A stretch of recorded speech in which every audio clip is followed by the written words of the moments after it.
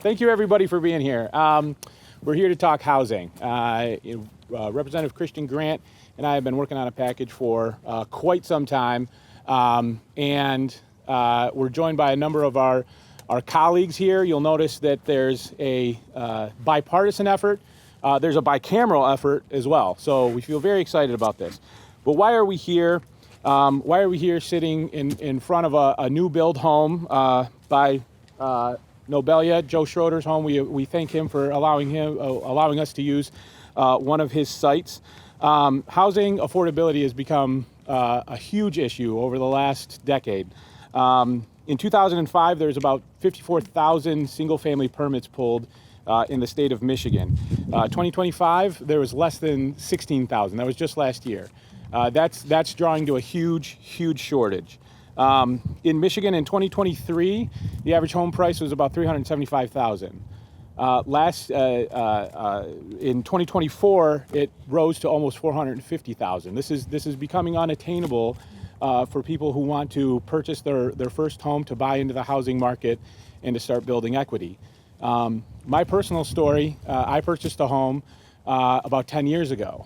It was built back in the 70s. I purchased it for just under $130,000. That's not attainable today. It's just under 1,200 square foot.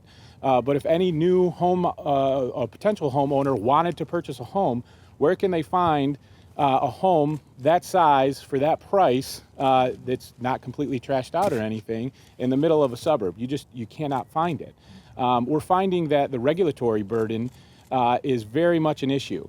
Roughly $94,000 is the cost, the regulatory burdens, the taxes, all of that type of thing, to build a new home nowadays.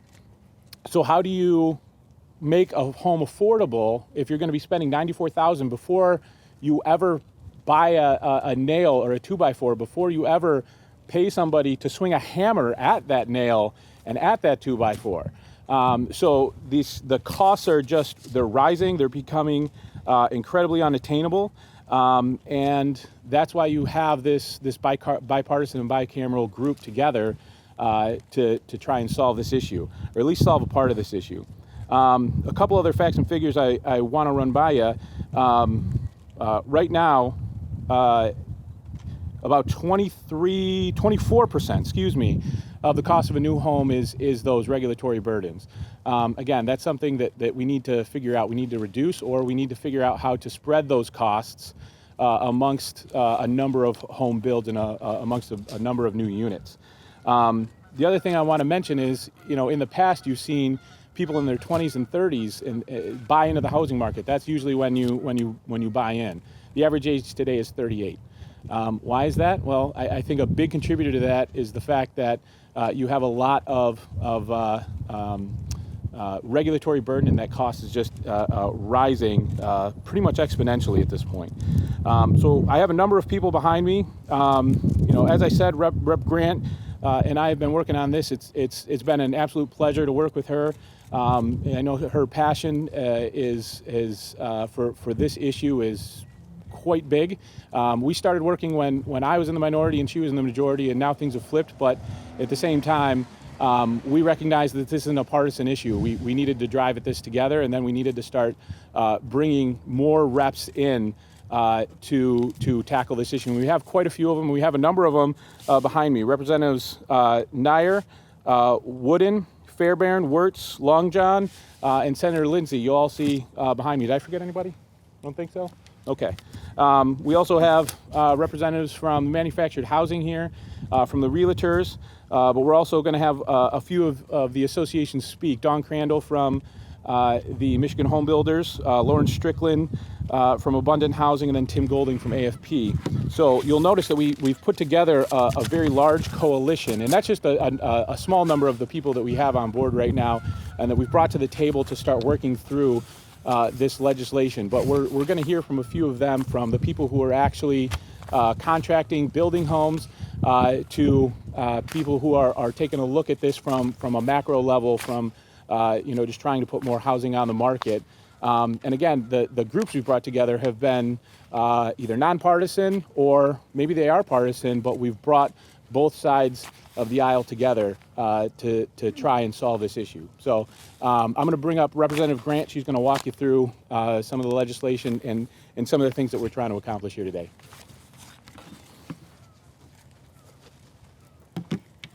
Good morning. Thank you all for being here, and thank you to my colleague, Chair Aragona. He's truly been a champion for this package, and it has been a pleasure to work together and work across the aisle as we really address one of the issues that hits home for every family here in Michigan. Also, of course, thank you. I feel like these people have become family in a lot of ways. We spend a lot of time together going through policy and talking about how do we create real results, not just passing bills that sound like they fix a problem, but actually writing legislation and policy that will directly impact housing. Michigan is facing a housing crisis. It is too expensive to rent. It is too expensive to buy, and too many families feel like stability is slipping further out of their reach. At its core, this crisis comes down to supply. We simply are not building enough homes to meet demand.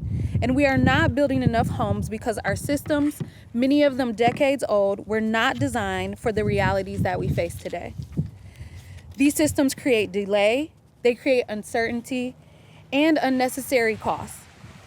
Those costs get passed on to families. When that happens, people feel it. They feel it in higher rent, in fewer housing choices, in longer commutes, and in the stress of not knowing if they can stay in the communities that they love.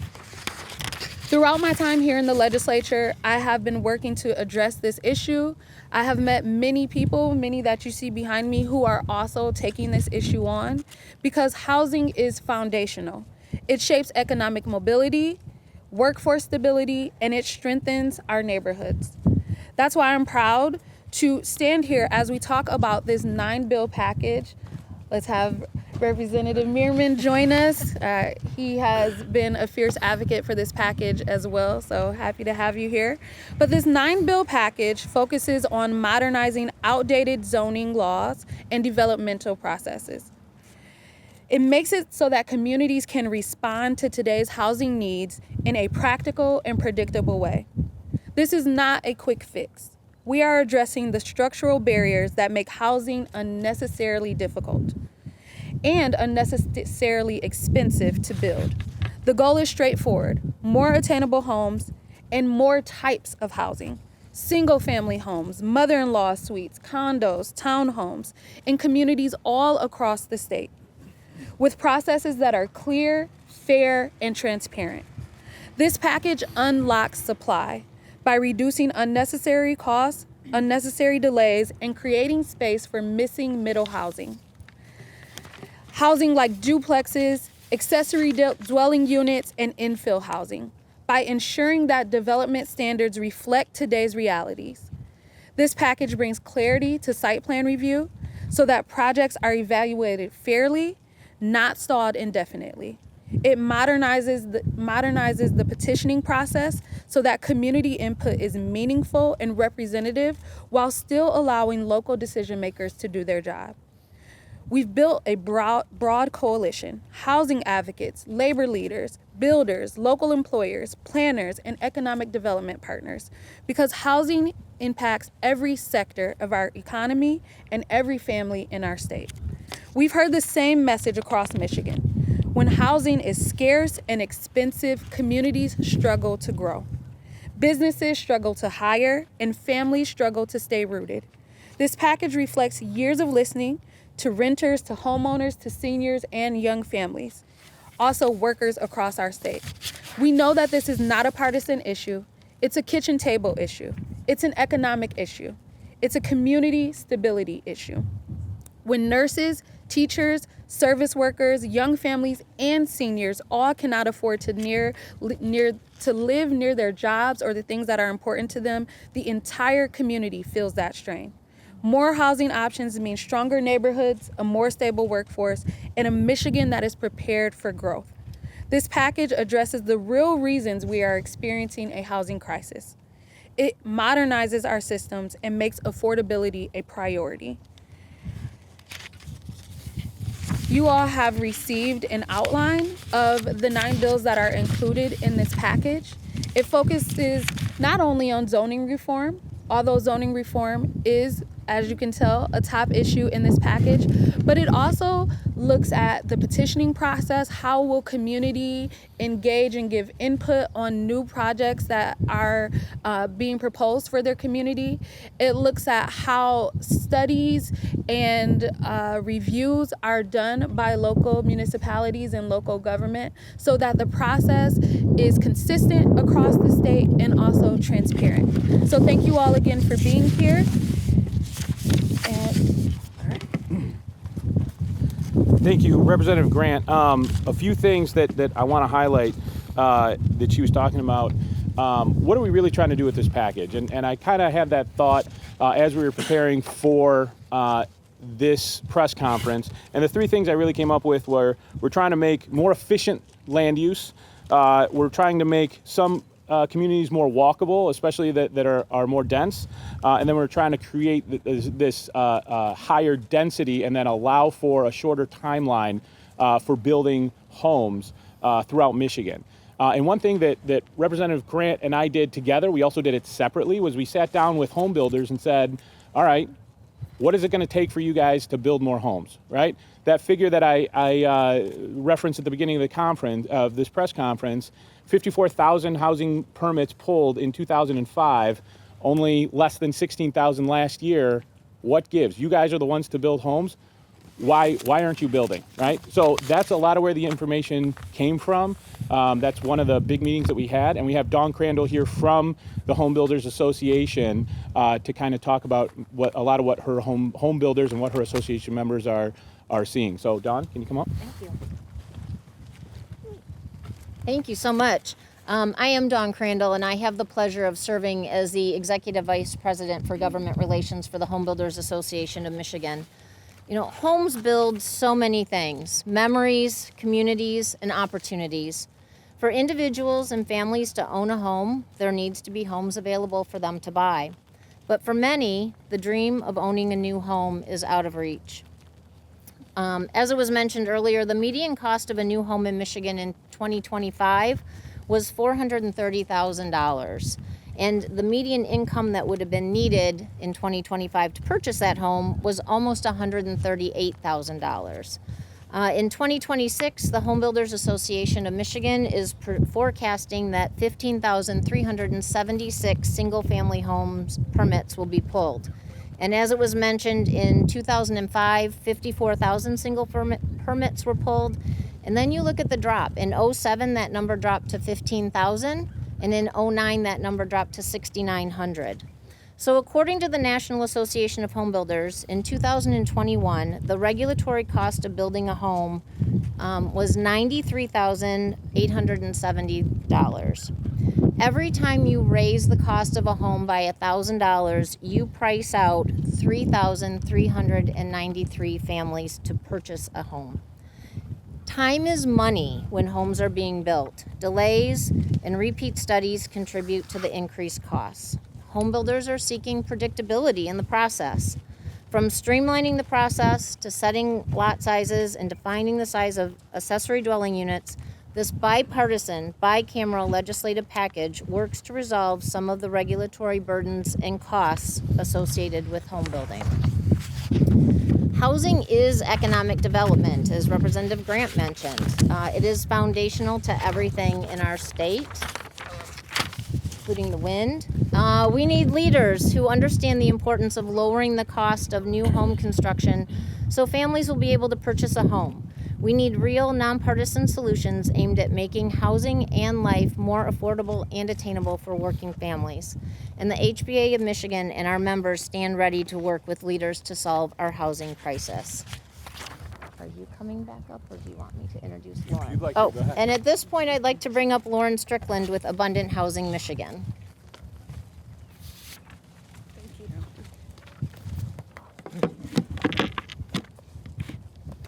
So what an exciting day to be here. I'm glad the weather is holding up for us.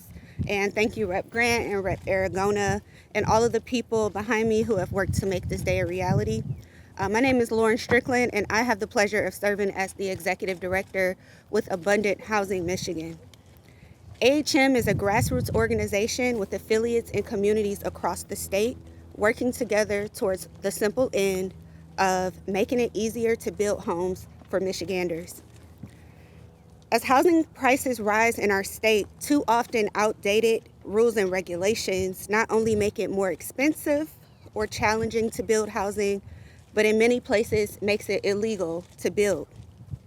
Michigan is not building enough homes. As study after study notes, we are short more than 100,000 home units in our state today.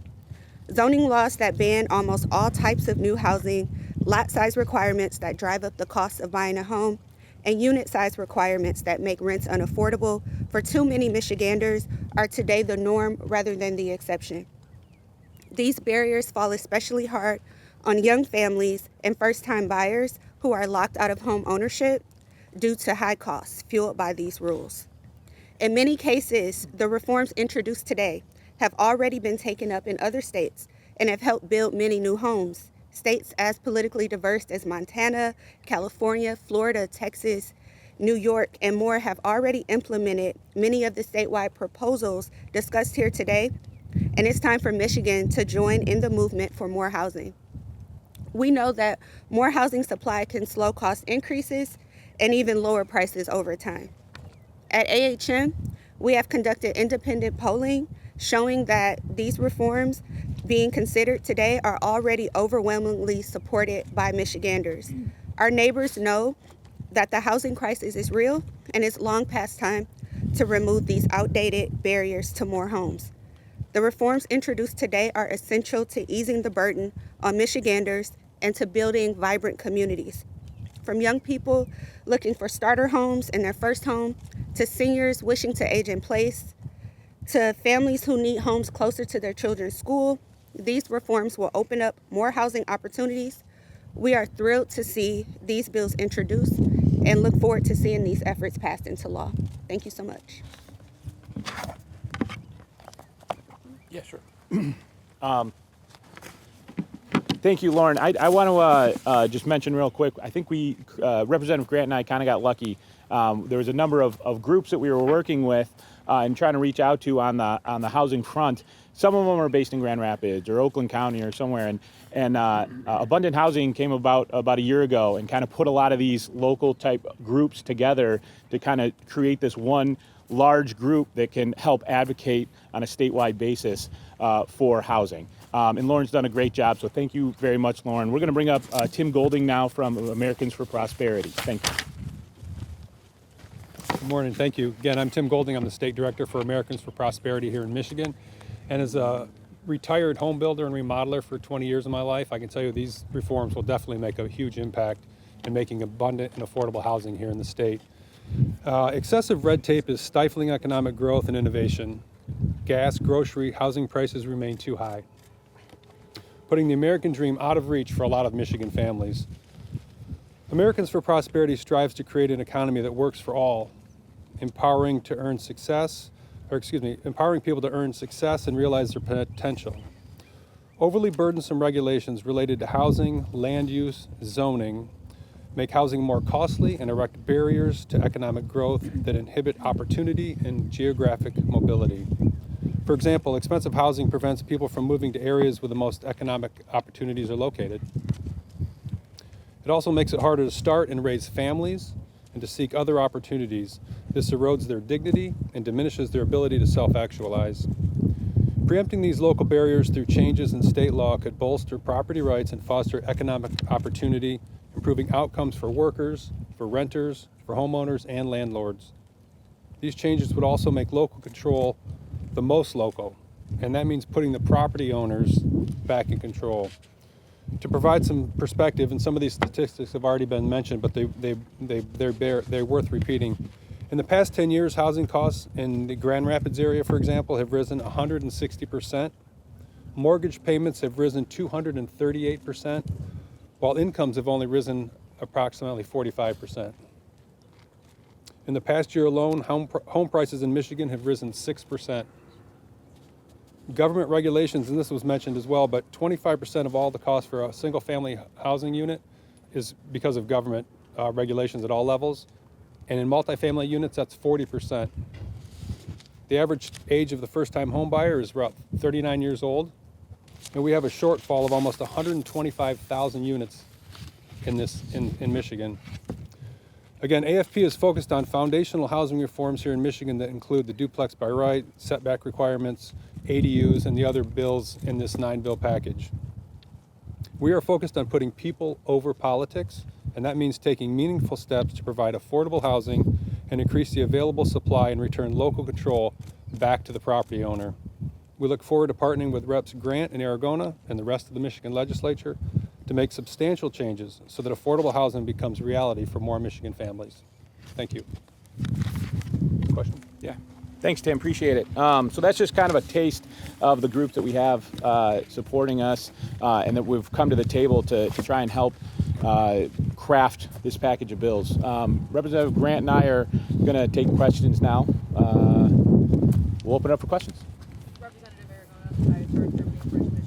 Just curious, one, if there's been any input from the State Housing Development Authority on these. I know that these, some of these are actually like the Housing Development Authority has highlighted over the years. And then two, you know, where does Speaker Hall sit on this? Have you guys discussed this with him, or are we thinking this will be something taken up in the House? Yeah, so in short, yes, I think it will be something taken up by the House. I've kept Speaker Hall up to date on a lot of what's going on here. You know, he's in favor in concept. It's always been one of those things. Bring it to the House floor and then let's take a look. But we've been in regular communication about it. So. Sorry, if I could follow up. You said in concept, I guess. Are there any glaring issues that you could maybe see? Not that I know of. No. Sorry. Hold on one moment. I was just going to comment to the MISHDA piece. MISHDA has been supportive of this package in the past, and they have openly stated that this would help their work and also help the dollars that we are putting towards housing as a state go further. Thank you.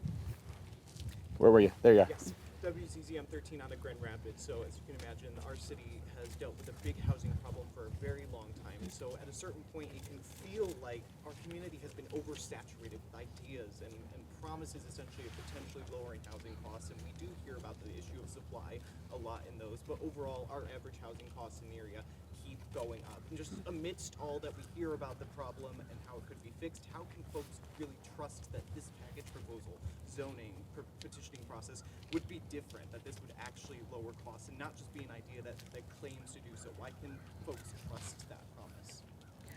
I'll give an example. So in Grand Rapids, we have a neighborhood called Heritage Hill. Heritage Hill wins awards all over the country for being like this wonderful historical neighborhood. But right now, Heritage Hill would be illegal to rebuild in its sense. So for those who don't know, Heritage Hill, a lot of historical, large, older homes. They have carriage homes in the back, but many of them are broken into 4 to 6 apartment units. The carriage homes are literally what we would call an accessory dwelling unit now. We have doctors and lawyers who live there as well as college students, a really walkable, diverse community. And so when we put laws like this into effect that make communities and neighborhoods like that no longer illegal to build, but places where people can live, and either you can afford the huge mansion on your own or you can afford the little apartment in there, that helps to make housing more accessible. We cannot subsidize our way out of this housing crisis. And so a lot of the legislation has been focused on how can us as the state or a local level pay to get out of the housing crisis. That will not get us there. But what will get us out of this housing crisis is making housing of all different types available and no longer illegal to build.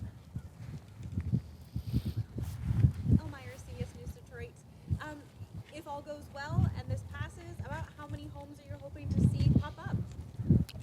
First year, I'm going to leave that maybe even to some of the experts, but the fact of the matter is if you're allowing for more supply to be on the market by, again, reducing that regulatory burden, by limiting the time it takes to build. I mean, that's one of the biggest frustrations that we saw when we talked with contractors, right? Was, I have this plan, I should be able to get this approved in 3, 6, 9 months, but it's taken me 2 years to get this one approved. There's been issues, right? So that's some of what we're trying to address.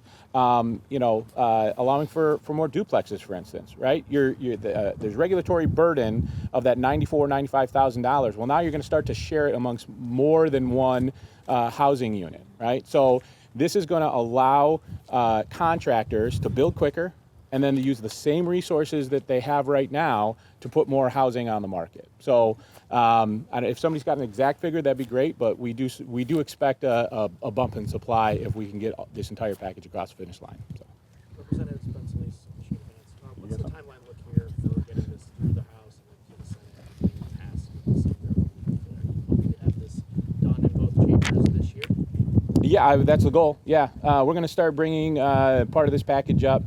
This is a big package, so it's not, we're not going to be able to do it all in one committee hearing, but we're going to start with about 4 bills this Thursday.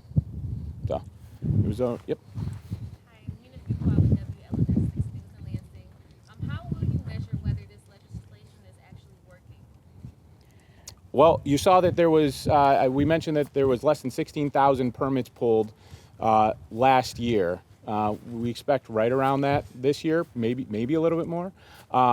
If we can see a steep increase, I think that's what's really going to mark success after these bills are passed, right? So the subsequent years after that, when we start seeing a drastic increase, or at least a good increase in the number of permits and the number of builders who are coming and saying, hey, this is a little easier for me to start putting more of these housing units on the market. This is great. That's where we're going to see success. A number, like quantify what steep. Again, we went from 54,000 down to 16,000. We got to get it north of 16,000, right? Well north of 16,000. I would say over the next 18 to 24 months, if we see an increase of even to 18 or 20,000 is a big jump, but if we start seeing a trend like that, that's a huge difference. Also, we have to give builders time to actually give to plan for it, right? So they want to see that these laws are put in action. We were very strategic about the 9 bills that we have because they work in tandem, they work together.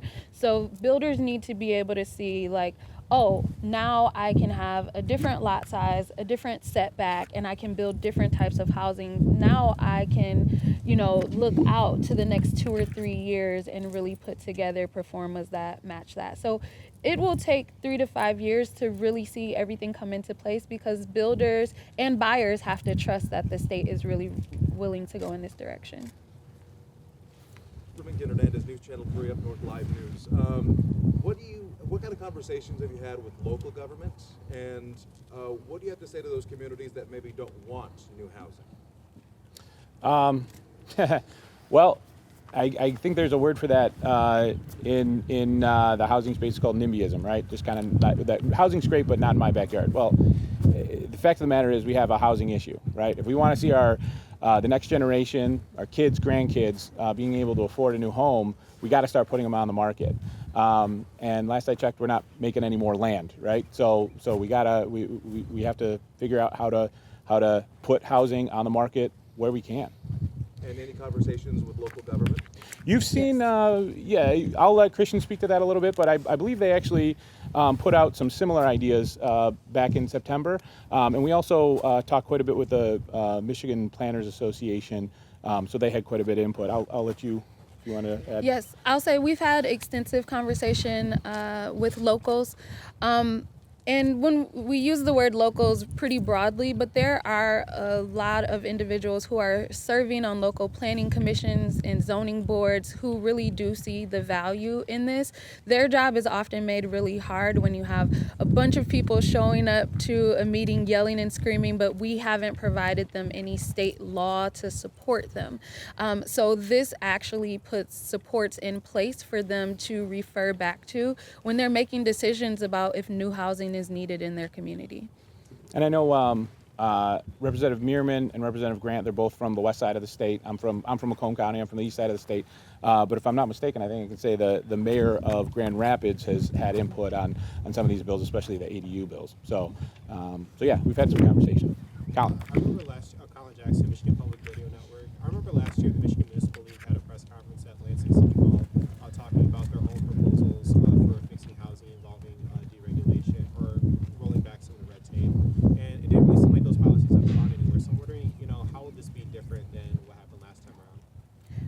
Do you mind? Yeah. So that package actually was in reaction to this package that we've been working on for a while, and it was really great to see MML, look at some of the ideas that we have, some of the concepts, and acknowledge that they're needed. But that package also asked for just about $1 billion in subsidies for that housing. And once again, back to my last statement, we cannot subsidize our way out of this. The state of Michigan can't afford that.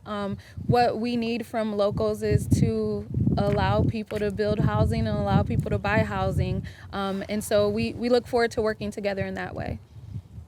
I would like to highlight one other difference. I mean, Representative Grant and I have been working on this for quite some time.